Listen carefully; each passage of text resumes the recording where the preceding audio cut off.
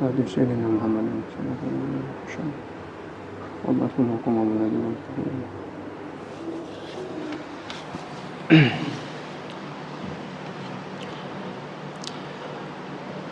الحمد لله الذي حمدا يوافي نعمه ويكافئ مزيده. يا ربنا لك الحمد كما ينبغي لجلال وجهك الكريم ولعظيم سلطانك. سبحانك اللهم لا أحصي ثناءك عليك أنت كما أثنيت على نفسك. وأشهد أن لا إله إلا الله وحده لا شريك له. وأشهد أن سيدنا محمدا عبده ورسوله وصفيه وخليله خير نبي أرسله الله إلى عالم كله بشيرا ونذيرا. اللهم صل وسلم وبارك على سيدنا محمد وعلى آل سيدنا محمد صلاة وسلاما دائمين متلازمين إلى يوم القيامة. أما بعد، فيا أيها الحاضرون اتقوا الله حق تقاته ولا تموتن إلا وأنتم مسلمون. فقال الله تعالى في القرآن العظيم: أعوذ بالله من الشيطان الرجيم. بسم الله الرحمن الرحيم. قل إن كنتم تحبون الله فاتبعوني يحببكم الله ويغفر لكم ذنوبكم والله غفور رحيم. Hadirin jamaah salat Jumat yang dirahmati Allah, marilah kita panjatkan puji dan syukur kita kehadirat Allah Subhanahu wa taala, Tuhan semesta alam, dengan limpahan rahmat, taufik dan hidayahnya. Alhamdulillah kita masih diberikan kesempatan untuk berkumpul di tempat yang mulia ini dalam rangka menunaikan kewajiban kita sebagai hambanya, yaitu menunaikan salat Jumat secara berjamaah. Salawat teriring salam semoga senantiasa tercurah limpahkan kepada junjungan kita, yakni Habibana wa Nabiyana wa Maulana Muhammad sallallahu alaihi wasallam, Nabi terakhir penutup para Rasul yang telah membawa cahaya kebenaran dan petunjuk menuju jalan Allah yang lurus. Semoga salawat itu juga tercurahkan kepada keluarga beliau, para sahabatnya, serta seluruh umat Islam yang mengikuti jejaknya hingga akhir zaman. Hadirin jamaah salat Jumat yang dirahmati Allah, saya berwasiat kepada diri saya pribadi dan juga kepada seluruh jamaah sekalian, marilah kita tingkatkan ketakwaan kita kepada Allah Subhanahu wa taala, karena takwa adalah bekal terbaik dalam kehidupan ini. Takwa adalah penjaga dalam kesendirian, penuntun dalam kegelapan, dan penyelamat di hari pembalasan. Maka marilah kita senantiasa bertakwa kepada Allah Subhanahu wa taala dengan menjalankan perintah-perintahnya dan menjauhi larangan-larangannya. Para jamaah salat Jumat yang dirahmati Allah Subhanahu wa taala, tema khutbah kita pada kesempatan yang mulia ini adalah tanda-tanda orang ma'rifat kepada Allah Subhanahu wa taala. Tema ini diambil dari kitab Nasaihul Ibad karya Syekh Nawawi Al-Bantani pada maqalah ke-51 yang berbunyi wal maqalatu hadiyatu wal khamsuna, dan maqalah ke-51 qala Ayyudzununi Al-Misri radhiyallahu anhu telah berkata Dhunnun al-Misri radhiyallahu anhu, al-arifu billahi ta'ala asirun, orang yang ma'rifat, orang yang kenal kepada Allah itu asirun, terpenjara, ay marbutun bihubbihi, yakni terikat dengan cintanya kepada Allah Subhanahu wa taala. Wa qalbuhu basirun, hatinya melihat, ay muzayyinun li batinihi bil muraqabati, yakni orang yang ma'rifat kenal kepada Allah itu selalu menghiasi hatinya dengan sifat muraqabah, merasa diawasi oleh Allah Subhanahu wa taala. Wa li dhahirihi bil muhasabati, dan zahirnya jasmaniahnya dia selalu hiasi dengan sifat selalu bermuhasabah. Kemudian wa amaluhu lillahi katsirun, dan amalnya itu banyak karena Allah Subhanahu wa taala. Para jamaah salat Jumat yang dirahmati Allah, pada maqalah ke-51 Zunnun al-Misri radhiyallahu anhu berkata bahwa tanda-tanda orang yang ma'rifat, yang kenal kepada Allah Subhanahu wa taala itu ada 3. Yang pertama, al-arifu billahi ta'ala asirun. Orang yang ma'rifat atau kenal kepada Allah Subhanahu wa taala itu terpenjara.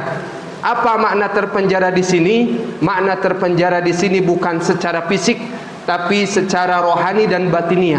Makna terpenjara di sini itu artinya yang pertama, terpenjara dari syahwat dunia. Orang yang ma'rifat, orang yang kenal kepada Allah itu tidak bebas seperti manusia kebanyakan. Ia menahan diri dari hawa nafsu, kesenangan dunia, dan hal-hal yang melalaikan diri dari Allah Subhanahu wa taala. Dunia ini tidak lagi menggoda baginya.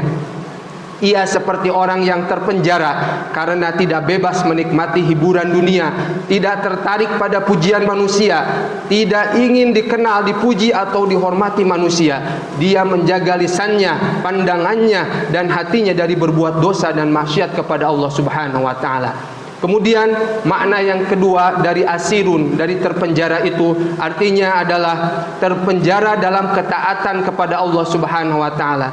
Orang yang ma'rifat, yang kenal kepada Allah Subhanahu wa taala itu dia seolah-olah terkungkur, dia terkurung dalam ibadah, zikir, tafakur dan khidmat kepada agama. Dia selalu ada dalam taat kepada Allah Subhanahu wa taala. Bagi orang awam mungkin ini terlihat seperti hidup yang sempit, tapi bagi mereka yang ma'rifat, yang kenal kepada Allah, itulah kebebasan yang sejati. Kemudian makna asirun yang ketiga, makna terpenjara di sini artinya terpenjara karena beban amanah spiritual. Orang yang ma'rifat, yang kenal kepada Allah itu dia merasa berat memikul beban amanah ruhaniyah. Dia takut lalai, takut riya, takut tersesat setelah diberi petunjuk. Orang biasa mereka merasa bebas saat bisa menikmati semua hal duniawi. Tapi orang yang ma'rifat, orang yang kenal kepada Allah, dia merasa bahaya ketika terlalu menikmati dunia karena bisa memalingkan hatinya dari Allah Subhanahu wa taala. Jadi makna terpenjara di sini adalah bentuk ketundukan total kepada Allah Subhanahu wa taala, sehingga seolah dia tidak bebas seperti orang lain. Tapi di balik terpenjara itu justru ada kebebasan rohani yang hakiki, karena hatinya merdeka dari dunia dan hanya bergantung kepada Allah Subhanahu wa taala. Kemudian yang kedua, orang yang ma'rifat kepada Allah itu, kata Zunnun al-Misri radhiyallahu anhu adalah wa qalbuhu basirun, hatinya melihat. Maknanya apa? Makna hatinya melihat di sini bukan berarti secara fisik hati itu punya penglihatan, punya mata, bukan. Tapi ini adalah bahasa ruhani yang memiliki arti sangat dalam. Makna hatinya melihat itu artinya yang pertama, melihat dengan mata hati atau basirah. Orang yang ma'rifat, yang kenal kepada Allah, dia tidak hanya melihat dengan mata kepala saja, tapi melihat dengan mata hati atau basirah. Artinya apa? Dia bisa melihat hakikat di balik segala sesuatu. Dia tidak tertipu oleh bentuk lahiriah dunia, harta, status dan sebagainya. Dia sadar bahwa semua yang tampak di dunia ini hanyalah bayangan dari kekuasaannya Allah Subhanahu wa taala. Ketika melihat hujan turun, orang biasa hanya melihat air turun dari langit ke bumi. Tapi orang yang ma'rifat, yang kenal kepada Allah, dia melihat rahmat dan kasih sayang Allah yang turun ke bumi. Kemudian makna hatinya melihat itu artinya yang kedua, melihat tanda-tanda keagungan Allah dalam segala hal. Orang yang ma'rifat, yang kenal dengan Allah, hatinya mampu melihat ayat-ayat atau tanda-tanda kekuasaan Allah di setiap ciptaannya. Hatinya selalu tertuju kepada Allah Subhanahu wa taala meskipun matanya memandang dunia. Ketika melihat keindahan laut, orang yang ma'rifat, orang yang kenal kepada Allah, dia tidak takjub kepada keindahan laut, tapi dia takjub kepada Allah yang menciptakan laut. Kemudian makna yang ketiga dari hatinya melihat itu artinya melihat Allah dengan rasa hadir atau muraqabah. Meskipun belum bisa melihat Allah secara langsung, Tetapi orang yang ma'rifat itu hatinya selalu merasa diawasi oleh Allah Subhanahu wa taala dan hatinya selalu ingin dekat dengan Allah Subhanahu wa taala. Inilah makom ihsan seperti di dalam hadis disebutkan. Engkau menyembah Allah seolah-olah engkau melihatnya, dan jika engkau tidak melihatnya, sesungguhnya Dia melihatmu. Hadis riwayat Bukhari dan Muslim. Jadi hatinya melihat di sini berarti hatinya hidup dan peka terhadap kebenaran, tidak tertipu oleh dunia, selalu bermuhasabah, selalu terhubung dengan Allah Subhanahu wa taala dan menyaksikan tanda-tanda kehadirannya dalam setiap detik kehidupan. Kemudian ciri atau tanda dari orang yang ma'rifat kepada Allah, kata Dhunnun al-Misri, yang ketiga yaitu wa amaluhu lillahi katsirun. Amalnya itu banyak karena Allah Subhanahu wa taala. Makna amalnya banyak karena Allah Subhanahu wa taala itu artinya yang pertama banyak beramal karena Allah semata. Orang yang ma'rifat, kualitas amalnya itu selalu ikhlas. Dia selalu istiqomah dan semua amalnya ditunjukkan hanya kepada Allah Subhanahu wa taala, bukan karena dia ingin dipuji atau karena mengejar duniawi. Jadi semua amalnya baik yang besar atau kecil diarahkan mencari ridha Allah Subhanahu wa taala.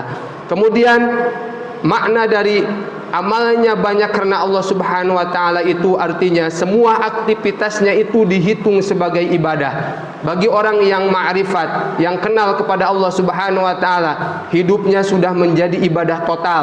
Tidurnya diniatkan untuk menyegarkan tubuh agar kuat beribadah kepada Allah Subhanahu wa taala. Makan dan minumnya untuk menjaga stamina agar bisa taat kepada Allah Subhanahu wa taala. Kerjanya untuk menafkahi keluarga dengan cara halal supaya mendapat ridho dari Allah Subhanahu wa taala. Silaturahim, menolong orang lain, senyum, semuanya diniatkan karena Allah Subhanahu wa taala. Kemudian makna yang ketiga dari amalnya banyak karena Allah Subhanahu wa taala itu maksudnya adalah amalnya tersembunyi tapi bernilai besar di sisi Allah Subhanahu wa taala.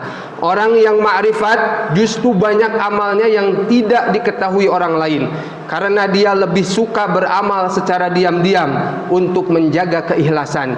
Dia takut amalnya rusak karena pujian manusia. Amal mereka kadang sederhana tapi bernilai tinggi di sisi Allah Subhanahu wa taala. Karena apa? Karena keikhlasan dan penghayatannya. Jadi amalnya banyak karena Allah Subhanahu wa taala itu bermakna bahwa dia selalu beramal dengan tujuan mencari ridho Allah Subhanahu wa taala. Dia menjadikan hidupnya penuh dengan ibadah, bukan hanya ritual tapi juga sosial. Dia tidak lelah dan tidak puas dengan amal sedikit.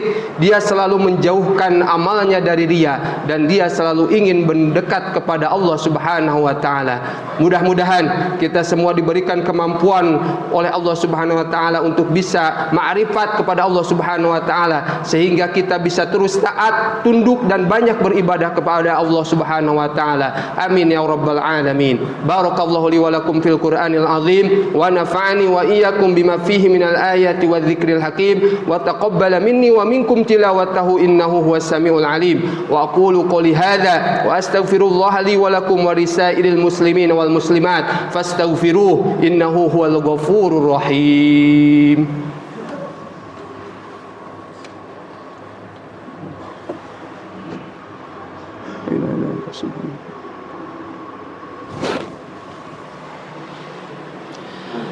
Alhamdulillah, alhamdulillahilladzi an'amana bi ni'matil iman wal islam wassalatu wassalamu ala sayyidina Muhammadin khairil anam wa ala alihi wa ashabihil kiram. Ashhadu an la ilaha illallah al-malikul quddusus salam wa ashhadu anna sayyidana wa habibana Muhammadan abduhu wa rasuluhu sahibus syarafi wal ihtiram. Amma ba'd, fa ya ayyuhan nas usikum wa nafsi bi taqwallahi faqad فاز المتقون. فقال الله تعالى إن الله وملائكته يصلون على النبي يا أيها الذين آمنوا صلوا عليه وسلموا تسليما. اللهم صل وسلم على سيدنا محمد وعلى آل سيدنا محمد كما صليت على سيدنا إبراهيم وعلى آل سيدنا إبراهيم وبارك على سيدنا محمد وعلى آل سيدنا محمد كما باركت على سيدنا إبراهيم وعلى آل سيدنا إبراهيم في العالمين إنك حميد مجيد. اللهم وارض عن الخلفاء الراشدين وعن أصحاب نبيك أجمعين والتابعين وتابع التابعين وتابعهم إلى يوم الدين. اللهم اغفر للمسلمين والمسلمات والمؤمنين والمؤمنات. اللهم ادفع عنا الغلاء والوباء والطاعون والأمراض والفتن ما لا يدفعه غيرك عن بلدنا هذا إندونيسيا خاصة وعن سائر بلاد المسلمين عامة يا رب العالمين. ربنا آتنا في الدنيا حسنة وفي الآخرة حسنة وقنا عذاب النار. عباد الله إن الله يأمر بالعدل والإحسان وإيتاء ذي القربى وينهى عن الفحشاء والمنكر والبغي يعظكم لعلكم تذكرون. فاذكروا الله العظيم يذكركم واشكروه على نعمه يزدكم ولذكر الله أكبر. أقم الصلاة.